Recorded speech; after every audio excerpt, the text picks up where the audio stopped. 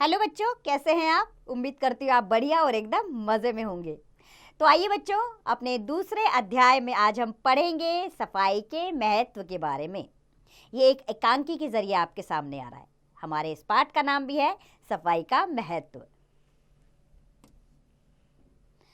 तो बच्चों, प्रस्तुत पाठ में लेखक ने साफ सफाई की महत्ता को स्पष्ट किया है और यह समझाने का प्रयास किया है कि गंदगी से न केवल हम शारीरिक रूप से अस्वस्थ रहते हैं, अपितु हमारा मानसिक स्वास्थ्य भी प्रभावित होता है। इसलिए हमें यह प्रयास करना चाहिए कि हमारे आसपास का वातावरण स्वच्छ हो ताकि हम सभी बीमारियों से बचे रहें। तो आइए शुरू करते हैं अपने इस अध्याय को। सबसे पहले हम जान लेते हैं इसमें पात्र कौन कौन से हैं। तो दादाजी का पात्र है जो एक समाज सेवी है दादाजी। चौधरी लंपट राय हैं जो गांव का एक चौधरी है। 5 युवक, एक बीमार बच्चा, गांव के निवासी आदि ये सब पात्र हैं। तो पहला दृश्य शुरू होता है इसका। दृश्य में क्या है? स्टेज पर गांव की चौपाल का दृश्य है। दरी बिछी है, एक और तख्त पर छोटी दरी, चादर और तकिया भी है। उस पर एक व्यक्ति बैठा है। उसे सब गांव वाले दादा कहते हैं। वह इस समय रामायण पढ़ रहा है। दरी पर 20-25 बालक, युवक, स्त्री और पुरुष बैठे हैं।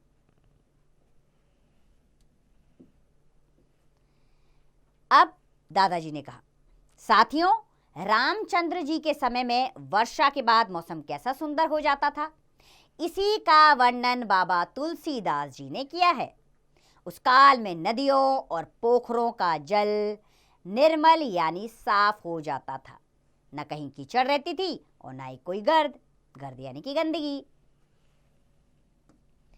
कीचड़ नहीं रहती थी तो मच्छर भी नहीं होते थे, मच्छर नहीं थे तो कोई बीमार भी नहीं पड़ता था। एक व्यक्ति ने कहा, सच है दादाजी, वह राम राज्य था। राम राज्य यानी कि राम के समय का राज्य है, उसे राम राज्य कहते हैं। सबसे अच्छा राज्य होता है राम राज्य। दूसरा व्यक्ति बोला, हाँ दादाजी, तभी तो हमारे गांधी बाबा राम राज्य की बात कहा करते थे। गांधी बाबा यानी महात्मा गांधी जी। दादाजी बोले, कहा करते थे, पर उनकी सुनता कौन था? सुनते तो आज भी हमारे देश में वही हालत होती जो रामचंद्र जी के समय में थी। दादाजी ने कहा, अगर उनकी बात सबने सुनी होती तो रामचंद्र जी के समय का राज्य ही हमारा राज्य होता, वैसा ही साफ सुथरा। पहला व्यक्ति बोला, सच दादा, आज तो उसका बिल्कुल उल्टा है। दादाजी ने कहा, हाँ भाई, वर्षा आज भी होती है, शरद ऋतु भी आती है, पर ना कीचड़ दूर होती है न गर्द। पानी जगह जगह गड्ढों में भर जाता है, लोग उसी में कूड़ा डालते हैं और फिर मच्छर पैदा हो जाते हैं। दूसरा व्यक्ति, क्यों दादा, सभी बीमारियां मच्छरों से पैदा होती हैं। दादाजी ने कहा, हाँ भाई, मच्छर बीमारियों के दूत होते हैं। दूत यानी कि इधर उधर का कार्य करने वाले, संदेश पहुंचाने वाले। बीमारियां उनके कंधों पर बैठकर आती हैं, इसीलिए मच्छर हमें बड़ा प्यार करते हैं। वे किसी से भेदभाव नहीं करते, सबको एक जैसा चाहते हैं और हमारा मन लुभाने के लिए गाना गाते हैं। सब हंस पड़े। दादाजी, आप हंसते हैं, आपको गाने से प्रेम है, पर आप क्या जानते हैं, वह गाना बीमारी लाता है। एक युवक, दादा, हम जानते हैं, हम मच्छरों से प्रेम नहीं करते, हमें उनके गाने से नफरत है। दूसरा युवक, हाँ दादा, हम उनका नाश करके रहेंगे। दादा हंसकर, कैसे नाश करोगे? बातों से। तीसरा युवक, नहीं दादा, हम काम करेंगे और पानी से सब गड्ढे भर देंगे।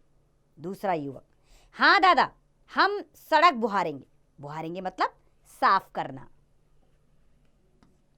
झाड़ू लगाना।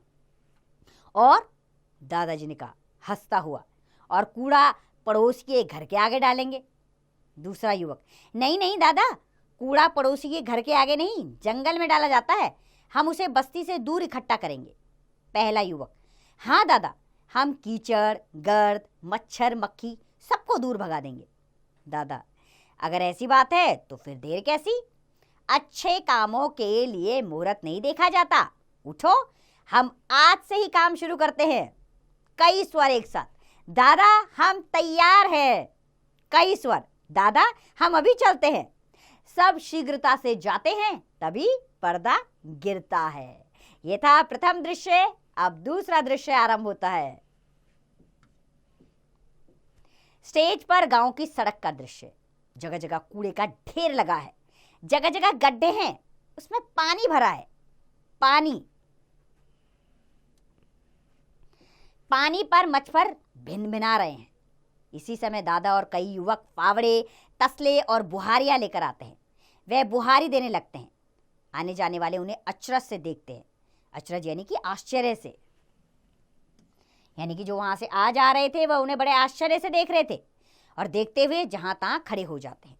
दादा, देखो भाई, चौधरी लंपट राय के घर के सामने कितना बड़ा गड्ढा है, आओ उसे भी भर दे। एक युवक, अभी लो दादा। दूसरा युवक, नहीं दादा, हम उसके घर के आगे वाला गड्ढा नहीं भरेंगे। पहला युवक, क्यों? दूसरा युवक बोला, क्योंकि वह अपने को सरपंच समझता है और हमारे रास्ते में सदा रोड़े अटकाता है। रोड़े यानी कि रुकावटें पैदा करना। पहला युवक, हाँ है तो वह ऐसा ही। दादा, वह कैसा भी हो, पर इस गड्ढे में पलने वाले मच्छर बिना किसी भेदभाव के सबको बीमारियां बांटते हैं। वे काटने चलेंगे तो ना चौधरी को छोड़ेंगे ना आपको। पहला युवक, पर दादा आप ठीक कहते हैं, मच्छर ना मरे तो सबकी हानि होगी। पहला युवक, तो फिर रुक क्यों गए, आगे बढ़ो। चौथा युवक, हाँ आओ आगे, मैं बढ़ता हूं।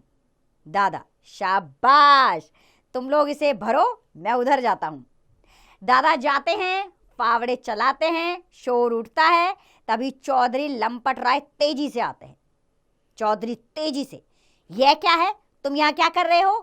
पहला युवक, देख नहीं रहे गड्ढे भर रहे हैं। चौधरी नाराज होते हुए, गड्ढे भर देना तो कूड़े क्या जेब में भरेंगे? सब हंस पड़ते हैं। तीसरा युवक, चौधरी साहब, कूड़ा जेब में नहीं, बस्ती से दूर जंगल में डाला जाता है, वही डालना चाहिए।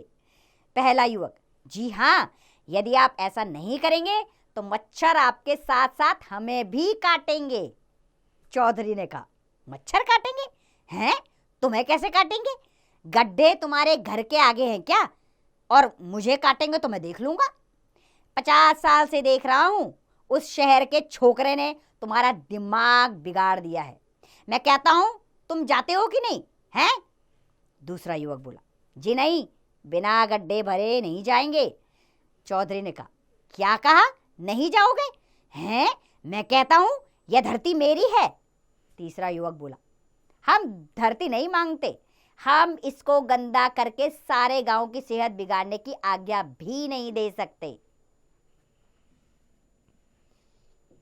चौधरी, हैं? क्या कहा? आप आज्ञा नहीं दे सकते? आप आज्ञा दोगे? हैं? मेरी धरती है, मैं जो चाहे करूं। तुम कौन होते हो? हैं? बड़े आए सेहत के ठेकेदार, खबरदार जो आगे बढ़े।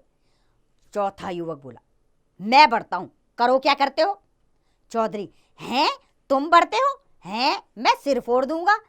पांचवा युवक, तो लो फोड़ो। कोलाहल बढ़ता है। कोलाहल यानी कि शोर बढ़ जाता है। कोलाहल बढ़ता है। दादाजी शीघ्रता से आते हैं, यानी कि बहुत तेजी से दादाजी वापस आते हैं। दादा, क्या हुआ, क्या बात है? पहला युवक, दादा चौधरी साहब गड्ढे नहीं भरने देते। दादा, क्यों? दूसरा युवक, कहते हैं धरती मेरी है, इस पर पैर रखोगे तो सिर फोड़ दूंगा। दादा, धरती इनकी है? कई स्वर, जी हाँ। दादा, यह बात है तो कानून की दृष्टि से हम उस पर अधिकार नहीं जता सकते। वैसे तो हम चौधरी साहब आपकी और गांव वालों की भलाई के लिए कहते हैं। आप नहीं मानते तो आपकी इच्छा, पर याद रखिए एक दिन आपको पछताना पड़ेगा। चौधरी, देखा जाएगा। हैं? तू ही तो एक आया है, पछताना पड़ेगा। हैं? पछताना होगा तो पछता लेंगे, पर तू दाल भात में मुसलचंद कौन है? हैं? दादाजी, आपका एक सेवक। चौधरी साहब, आप नाराज ना हो। आओ साथियों, चले, विश्वास रखो, आप शीघ्र ही ये गड्ढे अपने हाथों से बंद करेंगे। वे जाते हैं। चौधरी अट्टहास लगा करते हैं, यानी कि जोर जोर से हंसने लगता है चौधरी। चौधरी अट्टहास, हैं? हाथों से बंद करेंगे? जा जा, तेरे जैसे बहुत शेर देखे हैं, मुझे भी औरों जैसा गीदड़ समझा है क्या? इस तरह दूसरा दृश्य समाप्त होता है और तीसरा दृश्य आरंभ होता है। पहले दृश्य वाला स्थान, दादा रामायण पढ़ रहे हैं, सुनने वालों की संख्या अधिक है। तभी दूर से कोई भय से चिल्लाता आता है। स्वर, दादा दादा। दादा, क्या है, ये कौन है? घबराए हुए एक युवक का प्रवेश। युवक, दादा हैजा। दादा, हैजा? क्या किसी को हैजा हो गया? दूसरा युवक, हैजा? नहीं नहीं, हमारे गांव में हैजा नहीं आ सकता। पहला युवक, दादा चौधरी लंपट राय के लड़के को बड़े जोर के दस्त हो रहे हैं। दादा, के दस्त तुमने देखे हैं? पहला युवक, जी हाँ बिल्कुल, नीला पानी है। दादा, वह तो बदहजमी से भी हो जाता है। पहला युवक, कै भी दादा? दादा, हाँ कै भी होती है। वैसे मलेरिया का मौसम है, पित्त हो सकता है, पर डरो नहीं, मैं अभी चलता हूँ, मेरा बॉक्स उठा लो। युवक, अच्छा दादा, बॉक्स उठाकर चलिए। कोई व्यक्ति, हम भी चलते हैं दादा। दादा, बीमार के पास भीड़ नहीं चाहिए, आप लोग यहीं बैठे, मैं भी आया। वह जाते हैं, तभी पर्दा गिरता है। इसके बाद चौथा दृश्य आरंभ होता है। चौधरी के घर के अंदर का दृश्य। इधर उधर सामान बिखरा पड़ा है। एक तरफ खाट पर एक बीमार बच्चा चिल्ला रहा है, बदबू उठ रही है। घर के लोग उसे घेरे रो रहे हैं। इसी समय दादा का वहां प्रवेश करते हैं। प्रवेश यानी कि अंदर आते हैं। चौधरी उन्हें देखकर दौड़ते हुए आता है। चौधरी रोकर, दादा दादा आप आ गए। दादा, मेरे बच्चे को देखो, वह तो बोलता ही नहीं। दादा, घबराओ ना चौधरी साहब, मैं अभी देखता हूं, वह किधर है? चौधरी, इधर इधर आओ दादा। अरे हटो हटो, दादा आए हैं। दादा रोगी के पास जाकर उसको देखते हैं। दादा, बुखार तेज है। क्यों चौधरी साहब, पेशाब तो आता है? चौधरी, जी हाँ। दादा, क्या जाड़ा लगा था? चौधरी, जी जी हाँ। दादा, चौधरी साहब डरिए नहीं, मलेरिया है, दवा देता हूँ। एक खुराक अभी दीजिए और दूसरे 1 घंटे बाद, शाम तक बुखार कम हो जाएगा। चौधरी, सच दादा, ये ठीक हो जाएगा? दादा, हाँ एक बार तो हो ही जाएगा। चौधरी, एक बार? दादा, हाँ चौधरी साहब, मलेरिया ठीक आपके घर के आगे रहता है, वह जब चाहे इसे तंग कर सकता है। चौधरी समझकर, आपका मतलब गड्ढे से है? दादा हंसकर, जी हाँ आप ठीक समझे, वही इस रोग का जन्म होता है। चौधरी, तो मैं अभी उसे बंद करता हूं, अभी। भागकर अंदर से फावड़ा उठा लाता है। दादा, ठहरो चौधरी साहब, अकेले नहीं, हम सब मिलकर अभी भर देते हैं। चौधरी, नहीं नहीं दादा, मैं अब उसे भरकर रहूंगा, अभी भरकर रहूंगा। फावड़ा लेकर बाहर जाता है। सब लोग पीछे पीछे आते हैं। वह गड्ढे को भरना शुरू कर देता है। कुछ लोग अचरज से देखते हैं। दादा, आओ साथियों, देखते क्या हो, आप सब आओ। कई युवक, अभी अभी लो दादा। फिर देखते देखते अनेक युवक फावड़े लेकर गड्ढे भरने लगते हैं। इसी दृश्य पर पर्दा गिरने लगता है, फिर उठता है। सब लोग हर्ष से मुस्कुरा रहे हैं। पूरा पर्दा गिर जाता है। तो बच्चों, विष्णु प्रभाकर द्वारा रचित ये एकांकी जो अभी आपके सामने पाठ के माध्यम से हमने पढ़ा, इसमें बताया गया है कि साफ सफाई का हमारे जीवन में एक विशेष स्थान है। यदि हम स्वच्छता का ध्यान नहीं रखेंगे तो हम स्वयं तो बीमारियों से ग्रसित रहेंगे, साथ ही दूसरों को भी प्रभावित करेंगे। तो इस बात का विशेष ख्याल रखें कि आसपास हमेशा सफाई होनी चाहिए। लोगों को भी समझाएं और स्वयं भी समझें। कूड़ा इधर उधर ना फेंकें और हमेशा स्वच्छता का ध्यान रखें। मुझे उम्मीद है यह अध्याय आपको एक बहुत अच्छी सीख दे गया होगा। अब इसका अभ्यास कार्य आप स्वयं कीजिए।